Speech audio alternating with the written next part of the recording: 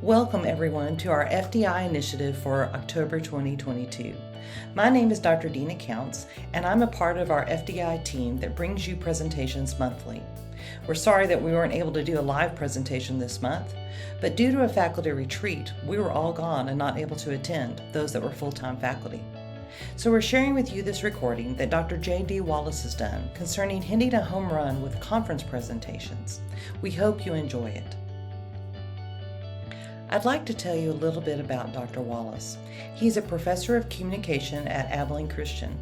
His past work includes authoring or co-authoring over 100 national and international presentations and publications in the areas of best practices, technology, and organizational communication, with a special emphasis on training and development. Professionally, he is an award-winning scholar, reviewer, and teacher with numerous consultations for both profit and nonprofit organizations.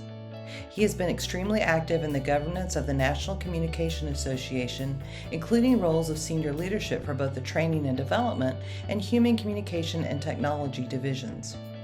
His specialties are expertise in organizational communication, training and development techniques, technology-mediated communication, as well as assessment.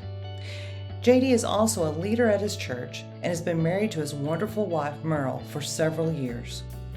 And just to let you in on a secret, he's also a first-time granddad. So, with no further ado, I'd like to introduce Dr. J.D. Wallace, a great friend of mine and a blessing to so many.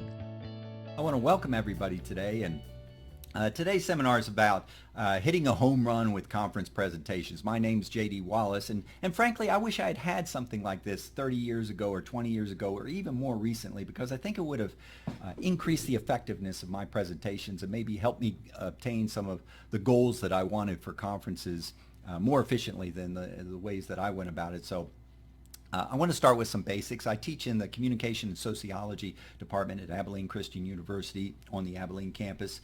And turns out that there's different kinds of communicators, and I think this parallels well with conference presenters. I think there's different kinds of conference presenters as well. Communication, maybe you're level one kind of communicator. You're just throwing it out there, you're one and done, and you get it out there, and you hope there's some use. But completion is your goal, and so certainly we see that at conferences where people just come in and they give the presentation, and then that's about the end of it. There's level two kind of communication. That's where it pretty much takes place in the audience. They get the communication, they use it for their own personal needs, and so that's useful. And so hopefully, people that are even level one, maybe there's that level two kind of thing that happens with the audience. But then there's also level three communication, or the level three presentations, and that's where the senders and the receivers come together and they make up something that neither one of them could independently. So maybe you're in that point, and I think that we're going to have some advice for whatever level that you have. In order to be able to do this, and wherever it is that you have, I think I'm going to go over some high-level concepts that'll help you in terms of your conference presentation, some general principles. We'll get into some specifics about slide decks and some other things a little bit later. But I call this an RCQ analysis for impact communication. And basically it has three moving parts: receptivity, credibility, and quality. Understanding what your purpose at the conference is, or the purpose of your presentation, is key, because I think it'll interact with these elements, and you'll see that they may flow a little bit differently depending on what it is that you're doing. All right, so let's start with receptivity. That has to do with your audience. How receptive is your audience going to be? If it's an audience that really cares about your topic, everybody's pretty much on the same page. You don't have to spend a whole awful lot of time for credibility. We all understand that the topic that you have is credible. I mean, you don't want to give it the short shift, but at the same time, it's not like a hostage audience where you have to convince people that you're credible to talk about this topic and that it's useful to them. So, maybe a close group of scholars, and so, everybody's on the same page there. Or it may be a room full of graduate students that somebody made them come, and so there you are. So You want to make sure that you connect to that credibility. We're going to come back to credibility a little bit later. You need to understand the motivation for the audience. Are they motivated to be there? Maybe you're not the star of the show, and so their motivation is for somebody else's paper that's there. That doesn't mean that you can't sort of interlope into that other person's territory, but they might be receptive, but they're not really motivated to be receptive. So you're going to have to, crack that nut by telling them a little bit of what's in it for them, or maybe that they just don't have the ability to be able to receive what it is that you're talking about. In that case, you need to really understand what your purpose is, because maybe this presentation is not for them and they're just part of the audience, primary, secondary audience. Your primary audience is there, but then you have this larger secondary audience, and that's not who you're really delivering to. And so when I walk away from those presentations, did I accomplish my purpose, especially to my primary audience? And if I did with my secondary audience, that's great. But if I didn't with my secondary audience, I don't consider that to be a failure, because I accomplished my purpose with my primary audience. So credibility is one of those areas, and you know that old maxim, you don't get a second chance to make a first impression. So you want to make sure that you give the best first impression that you possibly can. And there's a number of ways to do that. We're going to talk a little bit later about technology and slide decks and how that might lend to that. You don't want to be one of those people that don't know about the technology or can't get it hooked up or haven't done due diligence beforehand. But in terms of credibility, there tends to be two areas that people look at: competency and trust. Now, competency, you should be, kind of one of the stars in the room. You've done all this work on the presentation, so you should feel pretty comfortable with the content and what it is. You have something of value. You have been selected for the conference, and if it's a blind peer review, you've gone through an arduous process where people have said you are worthy. So don't sell yourself short in terms of your competency. But audiences don't only talk about a competency in terms of being able to consider your value. They also talk about trust.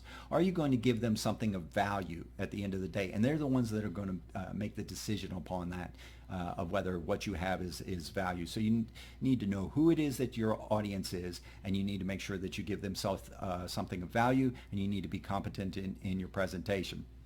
Okay, what I'd like to do is just real quickly, and the only reason why I'm doing this is I've been to so many conferences, and this is just a thorn in the side at conferences over and over again, is bad slide decks. You've seen them, I've seen them. Hopefully you haven't delivered them, but maybe you have, and that's okay, but we can do better than that. So there's some general principles. I'm going to walk through them real quickly, not spend too much time with them. The good news is you probably have to spend less time on your slide deck than maybe you are. If you're putting just hours and hours in on the slide deck, you probably don't have to do that, because simpler is better. They should be used to make a point, and the more slides that you have, the less impact that they have. So maybe you have 10 or 12 minutes to give in a presentation. You're on a panel. There's 4 or 5 other papers there that are there. 3, 4, 5 slides, probably way more than that you need, but you don't really need that many. So they are to help make a point. If the slides and you are doing the exact same thing, one of you is irrelevant. So we want to make sure that it's a visual aid. One of the things that keeps us out of a lot of trouble, and maybe you've heard this before, is the 7x7 rule. I've heard it in other places, the 6x6 rule or the 8x8 rule. But basically, it's no more than 7 lines per slide, and then no more than 7 words per line. And so that gets you out of those long texts where you've seen that, and the fonts are really small. And to be honest, nobody reads those anyway. And so if you do have to have a lot of text, you have a big quote or there's a passage there, you may want to run a couple of slides and have the text there, and that's to establish credibility and say, okay, yeah, we've got this passage that we're considering. But then light up the key points. Have another slide in there and bold or turn yellow white letters or whatever it is that you do to really accentuate the passages that you're talking about or the key points, so the audience can say, oh, I don't have to read that. I can look at what it is that you're talking about. Now, this is a rule. If you have 8 words, it's not going to be the death of you, but it does keep the amount of information on the slides that you have. Use large enough fonts, and especially If you don't know where your presentation is going to be viewed, so maybe it's an online presentation, maybe it's a podcast. This seminar that I'm giving today, I don't know where you're going to be viewing it, so it may be on a television, it may be on your computer screen, it may be on your phone. And if it is, all of those have different kinds of size ratios. Smaller displays require larger fonts. Oh, okay, then we need to do something about that. And then distances from the display matters. And so if you're one of those huge conference rooms at a hotel that's just football size, you may want to have larger fonts there. There are some universal font sizes that tend to play well across all formats. They are not the default size, obviously, in Keynote or PowerPoint, but my suggestions for universal font sizes are 60 points for titles. That's going to look huge on your computer screen because you're 18 inches away from your computer screen. It's got great resolution, probably rather large. That's the dimensions for the slide deck that I'm using today. But this will play well, and if you're viewing this on your phone, you're like, oh, I can actually read this. And so that's kind of nice. 48 for main points, and then 36 for sub points. I wouldn't go below sub points because it just gets too small, and it's going to be really hard to do that 7 to 7 rule. So that's just a nice suggestion if you don't know where the format is. The other nice thing is if you're going to run this presentation more than once, then you've got it in a format that you can go to multiple venues, and you're pretty sure that it's going to play in those venues. And as we repackage or repurpose our presentations for other venues, then that's really useful because you don't have to do a whole awful lot of work when you're changing venues. Kinds of fonts, basic rule of thumb for this is just easy to read, and so simpler fonts are generally better. You don't want to get too sophisticated, and too many fonts are annoying. Back in the day, just years and years ago, word processing packages used to sell themselves by how many fonts they had in the package. So we have 10,000 fonts in our word processing package. I don't know about you, but I use about 5 fonts, and that's across the board anywhere. So too many fonts are annoying. Keep it simple for that. Color effectively. The good thing is that most slide deck software has the colors built in, templates. The slide deck I'm using today is built on a template. I'm aesthetically challenged, so I really like that a lot because the colors match. It's kind of like when my wife chooses my outfits for me, the colors match, so that's a good day. Use high contrast colors that are there. Blue or black background with gold or white letters are generally low risk, because remember, what you're viewing this on your computer, that's probably not what it's going to be seen on. And so I've seen colors shift in terms of hue and tone, and what may be perfectly readable on your computer may not be someplace else. Now, the other thing is a lot of people like the clean look of white background, dark letters. That's fine too. It gives you some abilities to maybe even do some fancy stuff if you're into that kind of things, drop shadows and some other things. But keeping it simple and just making sure that it's readable. Demoable points, and they're really easy to do. If you haven't tried them or if you haven't done them, it's probably worth taking the 7 or 8 minutes to YouTube that thing. Make sure that those are readable, but it also makes you look a little bit more credible, and it gives the audience the ability to be able to focus on what it is that you've said in the past, but then also know exactly where it is that you are currently. So all of those are really useful pieces of advice. Some miscellaneous tips. I start with the end and the last and the first slide being blank slides, and that's because the presentation doesn't start till I say it starts. And so, I get the grand reveal of the title slide, so that's kind of great. When I get to the end, it doesn't say your presentation is over, and everybody looks at their watch. I go to that blank template slide, so they don't know if there's another slide coming up or not. And so that's useful in terms of me having control about it. I like parallel development, so the audience isn't guessing about some sort of cute animation. This one's coming in from the left, that one's coming in from the right. It's doing some kind of tornado thing. That's there. Simpler is better, and it takes less time, which I'm all about. I'd rather spend some time on presentation and making sure that I'm credible in my presentation, as opposed to a lot of fanciness in the slide deck itself. My recommendations on noises, unless you have to, don't. It's another level of technology. It goes wrong a lot. I went to a technical university, asked them if they had, audio support for my slide deck. Oh yes, and we have the most sophisticated in the world. I was like, okay, that's great. And you know how that went. First presentation it worked, and then the next two it did not. So you need to, if you have video or audio built in, also make sure that you have a plan B if it doesn't go quite the way that you want. Just because you can do something in your slide deck doesn't mean that you should. So you need to know what the purpose of it is. It is to accentuate the material that you're providing the audience. So it's an oral presentation. You want to make sure that you hit the high points, things that you want them to take away from. You actually want them to engage with the slide deck. So if it has too much information overload, they will shut down. So you want to make sure that it's not too much information and it's interesting. And of course, there's a whole books on these things. But I mean, that's some basics that keep us out of trouble. And all of us need to look at from time to time, myself included, because I get crazy from time to time.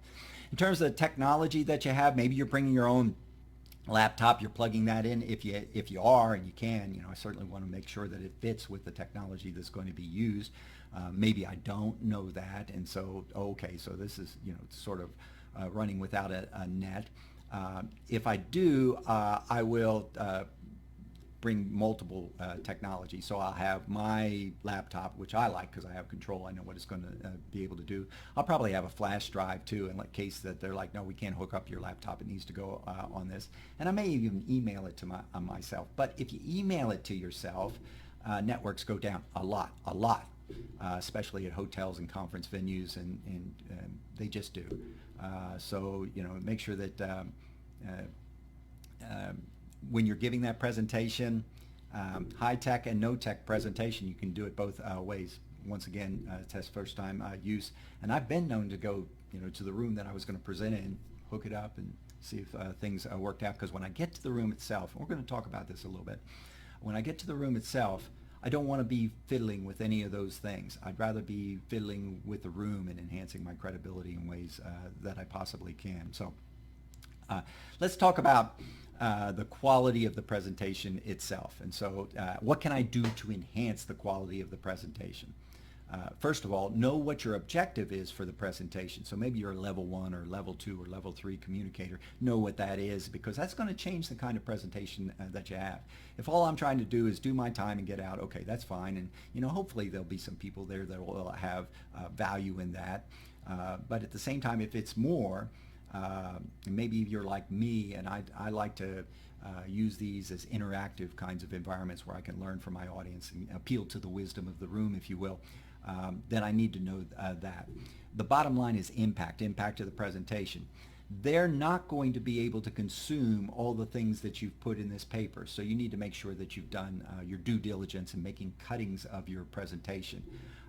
And not the day of, or, well, okay, there's a number of ways that you can do that. One is that you take the paper and you highlight the areas that you think are important in the paper, and that's pretty low level, and it does have some traction, but it's not as good as actually preparing the presentation the way that you want to deliver it. Remember that you have only 10 or 12 minutes to give this presentation. Often I see scholars, well, I just ran out of time. And I think, well, you just didn't practice because you didn't know how to deliver that information in that 10 and 12 minutes. So you want to make sure that you know how to deliver this. You are probably the expert on whatever the information is that you are providing there. So in terms of quality, the material, that's probably quality material. And remember, once again, if you're a peer-reviewed at a peer-reviewed conference, they have selected you and said that you are worthy. So you have that. Impact of the material is key. And remember that the audience decides if there's impact. So what's in it for them? I'm a quantitative researcher, and so what I'll do is I'll try to give presentations to people that I know that are good critics. They're honest critics. They're not going to just say, no, we think that's great. They'll actually tell me what's what. And I'm the kind of guy, I want to do a little bit on theory, and I want to do a little bit about, here's the past scholarship, and here's my hypotheses, and here's my subjects, and here's my methods, and here's my data analysis, and here, the grand reveal, the hypothesis was supported or it wasn't. And I'd give this to a friend of mine, and he would say, so what? he was so right. I had done all this stuff. I had been so focused on that. I didn't really consider, what was the impact? Why should the audience care? And so you need to make that issue, here's why this is important. And you don't want to overgeneralize. This will change the nation, the nature of the world as we know it. That's probably not, especially if you got a sample size of 22. It's like, well, this does, bring up some interesting issues that maybe we need to consider in future research. Okay, bingo, yes, you've done that well. And that's a much more quality argument. Well qualified, understands its limitations, but also tells the audiences about the potentials. Now, the quality, there has to be a match in terms of the quality or, the level of presentation that you have and the audience that you have. So most of us understand that you wouldn't use the same vocabulary with grad students as you would with PhDs trying to impress other PhDs at a conference. That's just not a very good match. Or if you're taking academic material and moving it over into an applied kind of setting in an organization or some other venue that you want, they probably don't want to hear about all the academic elements that are in it or all the nuances in the theory that you're providing. All right, so let's get to the last word and talk about just a couple of things in the few minutes that we have left. And that is, what is it that you're trying to do with your conference presentation? For me, and this is one of the things that I learned, that the conferences for me are a stepping stone to get further down the line. I really like publications. Conferences are a powerful tool for me to be able to get to that publications. They really shorten the editing time. They shorten the audience analysis that I have. And if you don't know, when you're trying to publish, getting your information to the right fit, to the right journal, is kind of an art. And somebody may turn you down, and then somebody else may say, oh, this is great. You need to find out who those people are. You need to understand the vocabulary that they have. You need to understand the concerns that they have. I use conferences for all those. I try to do level 3 presentations.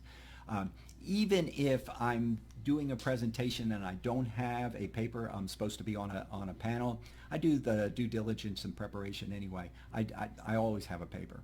And one of the reasons why is I found out that it helps me to be prepared for the panel, for one thing. But number two, I've had a couple of those papers that have turned into presentations where it's just been, my thoughts of putting things out there. And obviously, I had to add some literature and some things.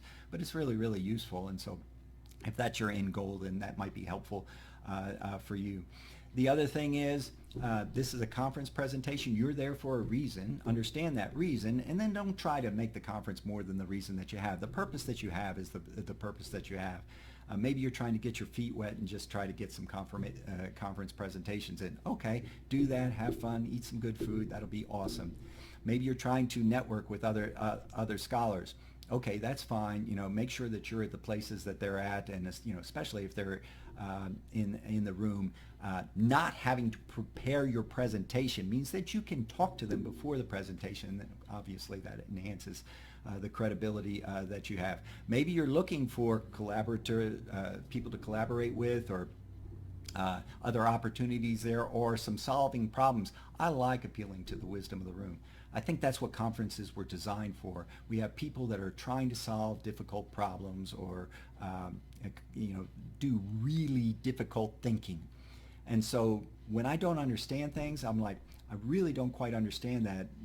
If somebody has some experience about that, I'd love to talk with you after my presentation. I don't want to hold the presentation hostage because we've got other audiences members, but at the same time, if I understand that that's my purpose, I'm going to throw it out there. And the majority of the time, somebody will come up and talk to me, which is great because they're helping me solve some problems that I have. So I hope that you have found some value in this presentation. I hope it's useful to you. I hope that regardless of what level that you are, that there are some tips or some advice in here that may make your conferences more efficient, more enjoyable. And I want to thank you for spending some time with us today.